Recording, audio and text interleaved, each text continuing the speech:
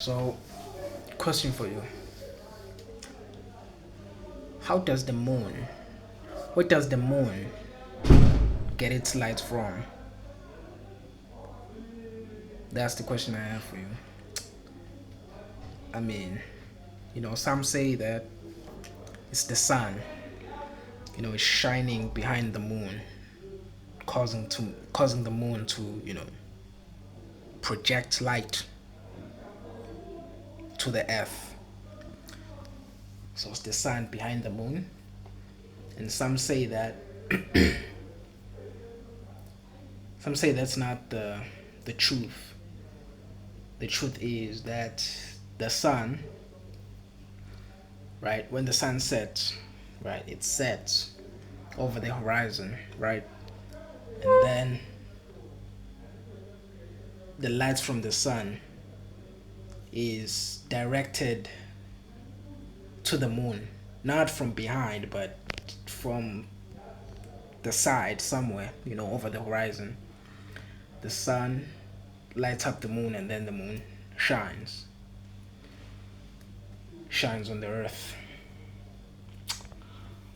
I'm not sure which ones, which truth. Oh man, which truth is the truth? Is the real truth? And I'm not sure which one is true between the two options. But the one where the sun is behind the moon is it's it makes sense because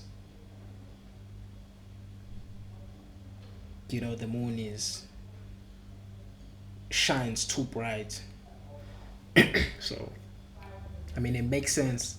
It makes better sense than the sun from somewhere on the side shining to the moon and causing the moon to light up. So it makes sense. The first reason sounds better to me. Maybe there's a third reason and the fourth. I don't know, but yeah, I don't know, man. I don't know. I should probably look it up on the internet or something. But maybe you have the answer. I don't know. And another thing is, you know, why is the sky blue during the day? Why is the sky blue? I mean, some say that it's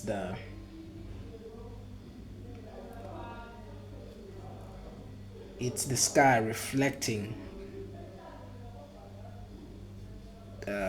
what the sea, causing it to be blue. But if that's true, then why is the sky still blue under earth? Under like ground, like the terrain, dirt. If it's the sky reflecting what's beneath it, then why is it not blue in the part where there's ocean, there's water, and then in the part where there's earth, it should be brown or something? Oh man, there's a lot I don't understand, man. There's a lot I don't understand. But again, I could just search it up on the internet and find out. And find out.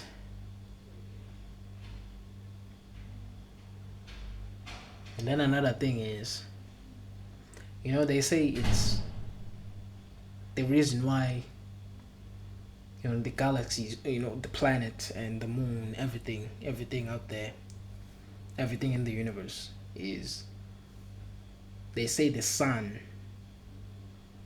is gravitating everything towards it. That's why, planets are not floating away from each other or, floating into greater distances. It's because the sun's gravitational pull is pulling us towards it, or you know, like It's making everything stay stagnant right where it is. I mean, I don't know. They say it's, something is happening as the years go by. We are moving towards or away from the sun or something like that. I don't know, but so if the sun is pulling everything towards it, if the sun is keeping everything where it is right now, the planets, the moons, everything, and if that's true, okay, my question is dumb. No, I shouldn't ask the question. I shouldn't pose this question, but it's dumb. But now I'm gonna say it anyways. If that's true, if it's the sun responsible for the gravitational pull, of the universe, the planets, the moon, everything, and the gravitational pull on Earth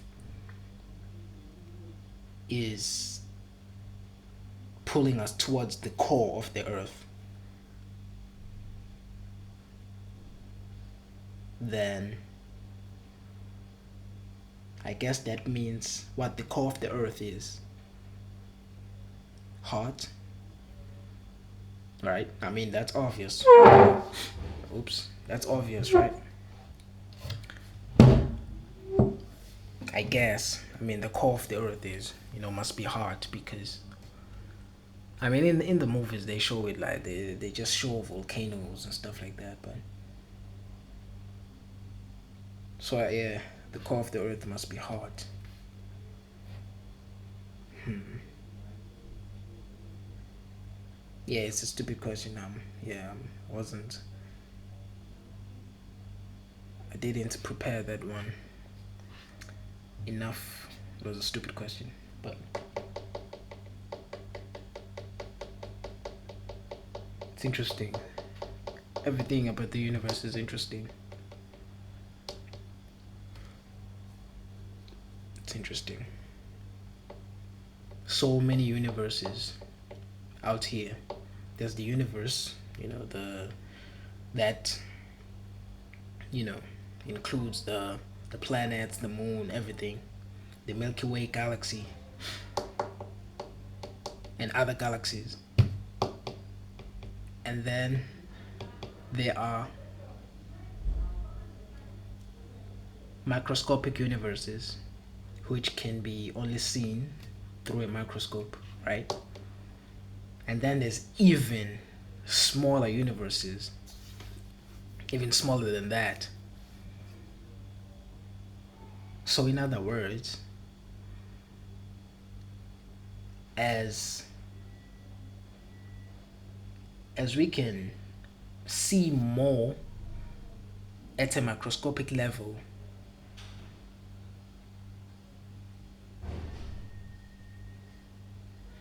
universes pile up. If that may, I don't know what I'm saying, but please understand me. I don't know how to explain this, man. Simple English. Come on, English. Pull. Okay, so if they say there's a different universe at a microscopic level, then if it's possible for us to see at an even more microscopic level than the usual microscopic level, then we can discover other universes even smaller than the ones we can see through microscopic views. As the greater we can see, the smaller stuff, the microscopic stuff, the more universes there are to be discovered, I guess. So, which means the universes don't end. Interesting. Like if your eyes could zoom for eternity, like bro. So, man, I don't understand, man.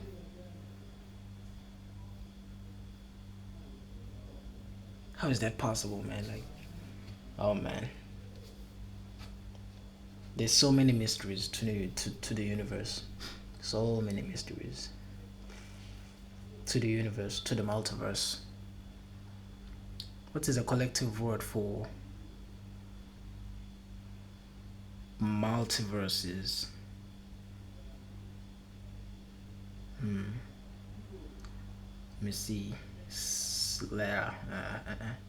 Celeste, no. Huh. I'm not sure, but I'm sure there's a word. Maybe not. Because, but yeah, man, it's, there's so many mysteries in the multiverse. So many.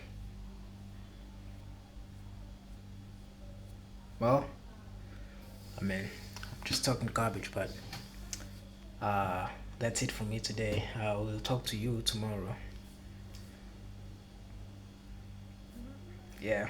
I'm just, sometimes I'll be thinking these things, I'm just, you know, like everybody else, we all have questions about the world, the universe, galaxies, and everything. Gravity, you know, where does air come from?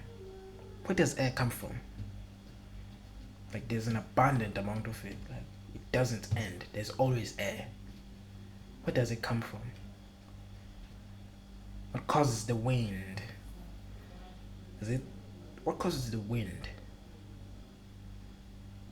I know some people are gonna say the trees, but no. What causes the trees to blow more wind? What causes the wind, bruv? Where does the wind come from? Okay, I understand like air. Air is all around us, and then we breathe it in as oxygen, and then it comes out as carbon dioxide. It circulates through the trees clean it up, and then it becomes fresh again, you know becomes breathable again into oxygen. That's fine, the whole circle of air recycling, blah blah blah. But where does the wind come from? If it's the tree blowing the air that's causing wind, what blows the trees? It's wind. So it doesn't come from the trees. Where does it come from? The wind, the gust. Is it gust? Just gust, yes.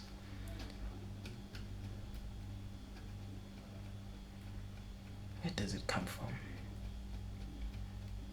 Where does sand come from? Now, it's let me see. Well, it's I don't know. Rocks, I don't know. Man. I don't know. I do not know. I guess God created it. It's all God's creation, man. His ways are, you know, they are too great for us to understand. You know, that's why He's, the most powerful force in the universe. His ways are meant for us not to understand them. So that's the reason why he's God in the first place. So, duh. So he. But yeah, there's so many questions. There's so many questions one might have about the universe. So many questions. There's still a lot of stuff we haven't discovered as a species, or as a, I don't want to say species, because I mean, yeah, it's humans. It's only humans. Okay, let me not say only, but it's humans which I guess, evolve, you know, and then other living organisms, such as like, animals like the dogs or something, cows, they, I guess, don't evolve, you know.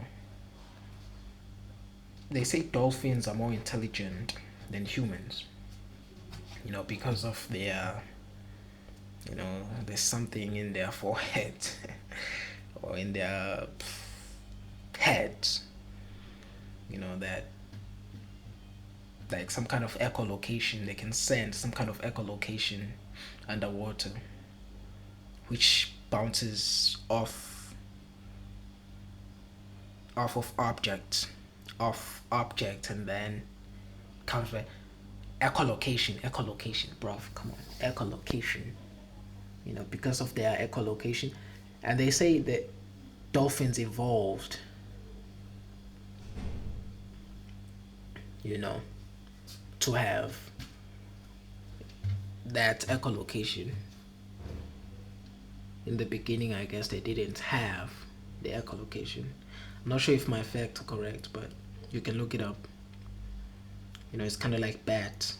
Bats can't see, but they use their echolocation to pick up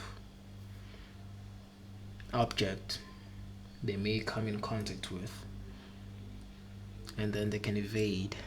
They use echolocation to swiftly move about.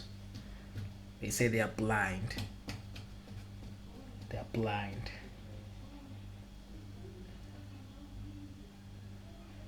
But what if they are not blind? I mean, I understand, they are blind, but what if they are not blind?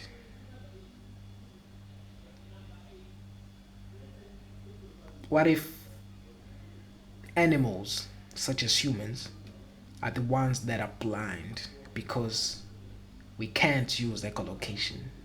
You know, but I know blind is the being unable to see through their eyes. That's what blind is. But like, come on, like, please tell me you understand my question. What if we are the ones who are blind and not bats because they can use echolocation? And because we can't use echolocation, we are the ones who are blind. Do you understand? So imagine if humans evolved to have echolocation.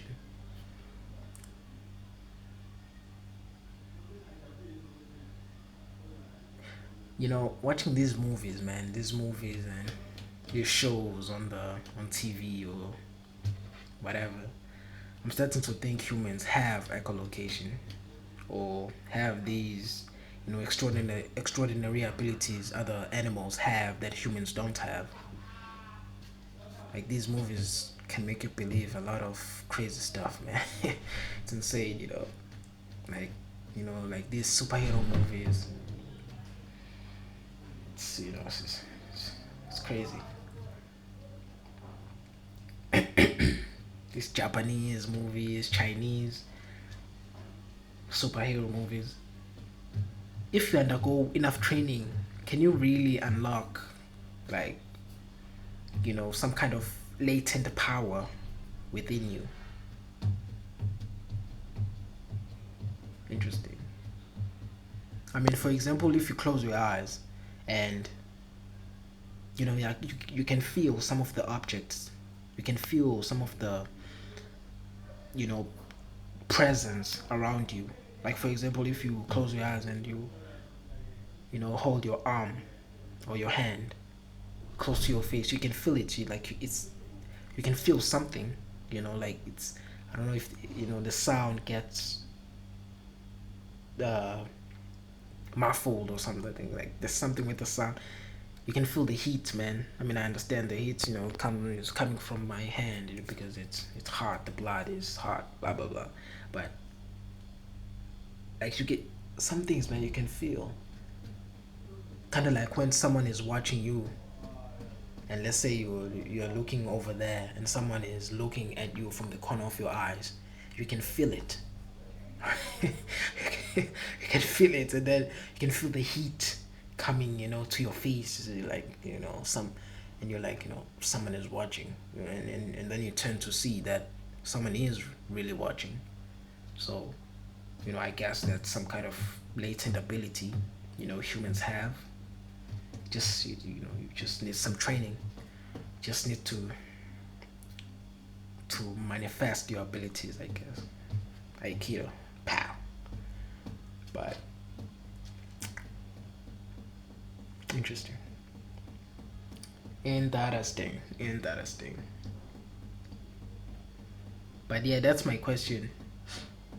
You know, if you undergo through hard, through enough training, can you really unlock like some kind of hidden talents or latent power or your potential, some kind of potential that has been, laying dormant inside of you? Or this is just, excuse me, this is all that, the human body has to offer. Like you can see, like, you have normal sight, you have normal hearing, you have a normal sense of smell. You're just normal.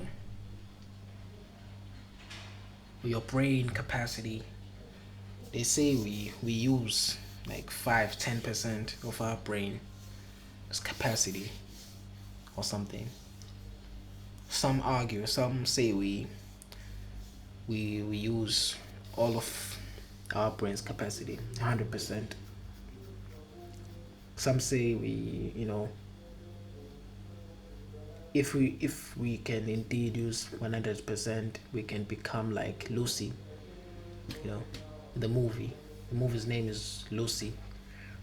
If you know the movie, you know what I'm talking about. She's, well, at 100%, she disappears. Well, not really. She becomes the universe because, she sends a text message saying she's everywhere. So she becomes the universe at 100%, which makes sense, I guess, because. But if she unlocks 100% of her brain capacity and she becomes the universe,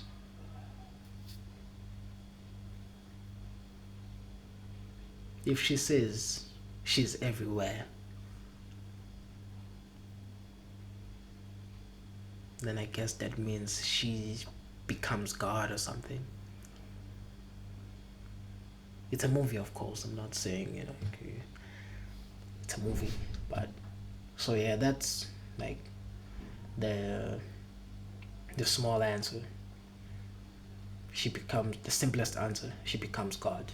If she's everywhere, if she becomes the universe, then she's God. God.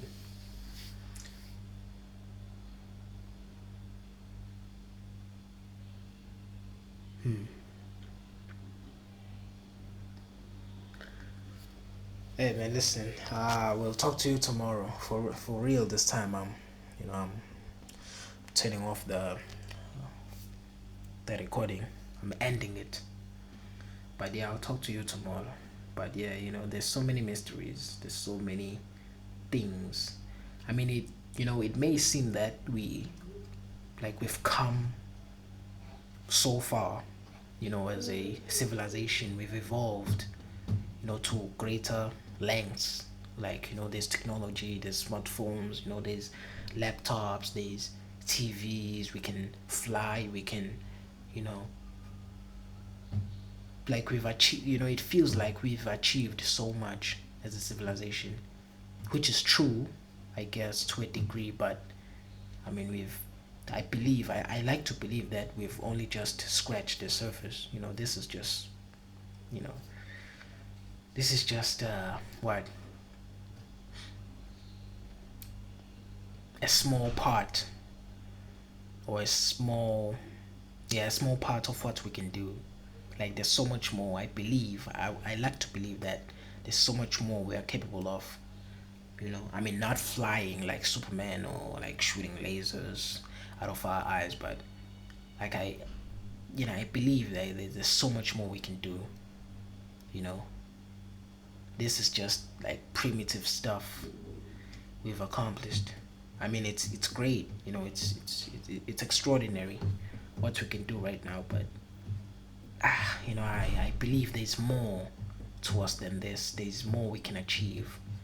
You know, even greater than like our current discoveries or creations. Like AI or something. Like there's more. There's more to it. There's more we can do. So, but yeah, it's a challenge, man. It's a challenge, not because of I guess of evolution of our brain capacity or capability, but because of, call me crazy if you want to, but I think it's because of part of it. It's because of our our instincts, which is one of them, emotions. Emotions are holding us back. Don't get me wrong, emotions are a beautiful thing for a human to have. I mean, humans, are emotional beings, so it's almost impossible, for us to abandon our instinctual characteristics, for evolution. But just imagine if we were able to, you know, like ignore or remove emotions from human instinct. Imagine if we can abandon our emotions just for a second. Just imagine, like you no longer feel anything. You only think logically, not emotionally, only logically. Imagine how much we can achieve. Imagine how disciplined, how hardworking, how, I know it's stupid. It's stupid. I mean, that's impossible. Like, emotions are, it's, yeah, I guess in some cases they are good. They are the best things, but in some cases they are also bad. They have both advantages and disadvantages. But let me not talk more about this. Okay, I'm ending the recording now. So yeah. Anyways, for real, for real this time, for really real this time, I'm ending the recording, and I will see you tomorrow. Peace.